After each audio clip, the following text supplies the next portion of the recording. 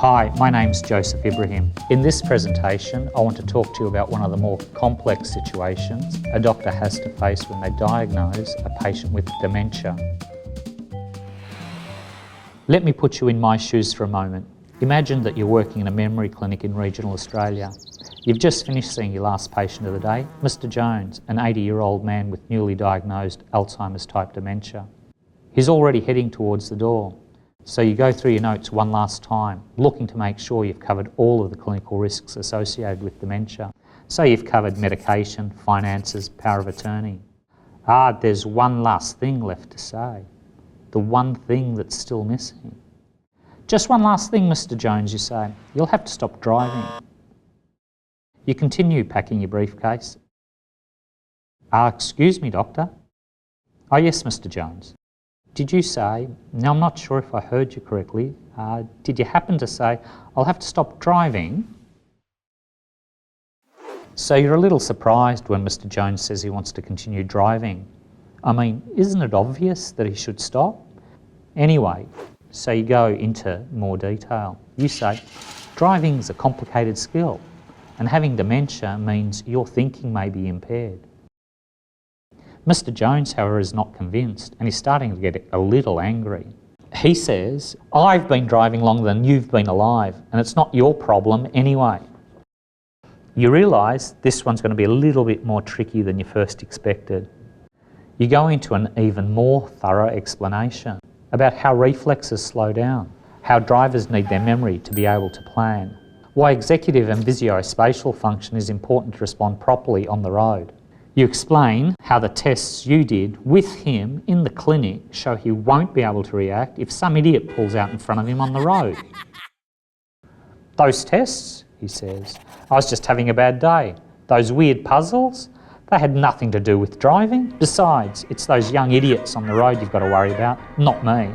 He stamps his walking stick on the ground. You'll never stop me driving, never. And so you're cornered. He's got his back up and his mind set. There's no reasoning with this one. You're going to have to get tough. You're going to need your trump card, the thing we don't like to use but have to. So you lower your voice and you say to Mr. Jones, we, you and I, have a responsibility to the community to make sure the roads are safe and the kids are safe and your grandchildren are safe.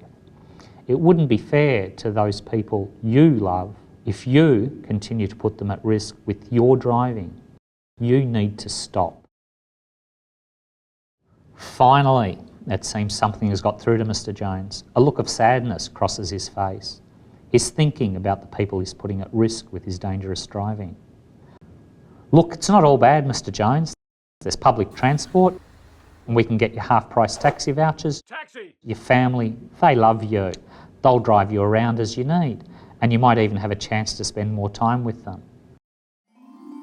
Why don't you have a think about that and talk to your son, and we'll discuss it next time. A deflated Mr. Jones leaves your room with his son. You close your file and leave the office relieved. You've obviously done the right thing for Mr. Jones and the community, haven't you? It's only the following week that you think about Mr. Jones again. You see, Mr. Jones' son, Peter, who'd sat so quietly in the consultation, has come back to talk to you. He's a gentle soul who softly explains the impact of your consultation on his father's life. He tells you that not driving means that his father is now confined to his house. Stop and think for a moment. What would happen to you if you lost your licence? How would you get around? How would you see your friends? Now imagine, you're in your 80s, you live alone in your own house, you don't even own a computer. It could get pretty lonely, couldn't it?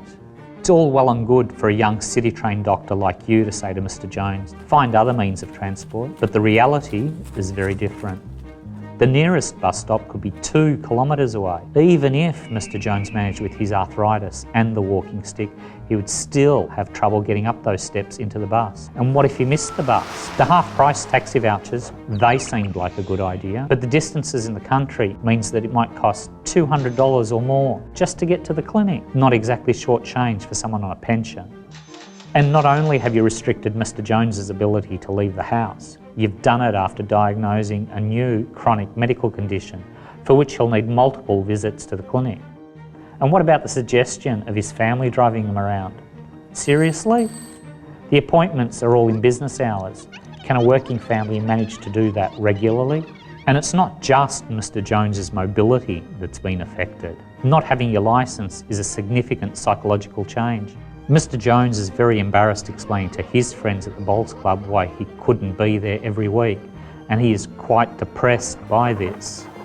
Peter explains to you that he'd been in the car with his father many times and never thought there was any danger. In fact, in his view, Peter said, slightly raising his voice now, Mr. Jones is more than just able to drive. He was in fact a damn good driver and he was no risk to anyone. Peter was more concerned that his father's life had taken a dramatic turn for the worse, and it wasn't the dementia that had caused it, it was you.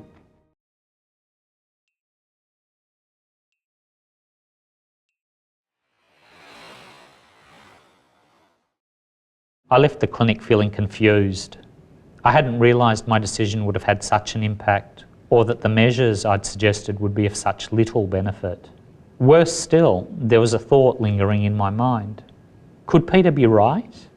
Was it possible that Mr. Jones, a man with Alzheimer's disease, remained a safe and capable driver? Is this combination possible? Dementia and safe driving? I began to wonder, what evidence do we have that people with dementia are a danger on our roads? I was surprised to find there was actually very little evidence that all patients with dementia make bad drivers. In fact, if you bother to look at the statistics, people with dementia rarely cause accidents at all. I'll never forget Mr. Jones, and I'll always remember the mistake I made that day. There is no easy answer to the question of whether a patient with dementia should stop driving. We all have a responsibility to balance the myriad of competing interests. I'm Joseph Ibrahim. Thanks for watching this video. To discuss this and access our other resources, please follow the links below.